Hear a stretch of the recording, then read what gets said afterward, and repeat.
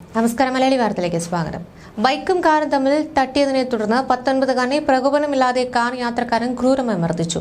മർദ്ദനത്തിൽ ഗുരുതരമായി പരിക്കേറ്റ കട്ടപ്പന സ്വദേശിയായ വിദ്യാർത്ഥിയെ കോട്ടയം മെഡിക്കൽ കോളേജ് ആശുപത്രിയിൽ പ്രവേശിപ്പിച്ചു.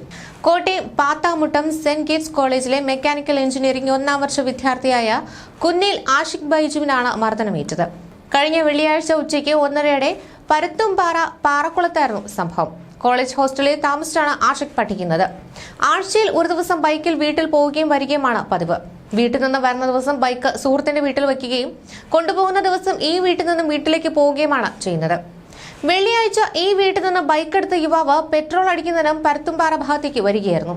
ഈ സമയം മുന്നിൽ പോയ ഓട്ടോറിക്ഷ വലത്തേക്ക് വെട്ടിച്ചപ്പോൾ വെട്ടിച്ചു മാറ്റിയ ബൈക്ക് എതിർദിശയിൽ നിന്ന് എത്തിയ കാറിൽ തട്ടിയതായി ആഷിഖ് പറയുന്നു. ബൈക്ക് കാറിൽ തട്ടി ആഷിഖ് റോഡിൽ വീണു. ഈ സമയം കാറിനുള്ളിൽ നിന്നും ഇറങ്ങി വന്നയാൾ പ്രകോപനമൊന്നുമില്ലാതെ ആഷിഖിനെ ചാടിയിറങ്ങി ചവിട്ടുകയായിരുന്നുവെന്ന് ഇവർ ചിങ്ങവനം പോലീസിന് നൽകിയ പരാതിയിൽ പറയുന്നു. ചാടിയിറങ്ങി ചവിട്ടിയ കാർ ഡ്രൈവർ ആഷിഖ് നിലത്ത് വീണിട്ടും ചവിട്ട് തുടർന്നു.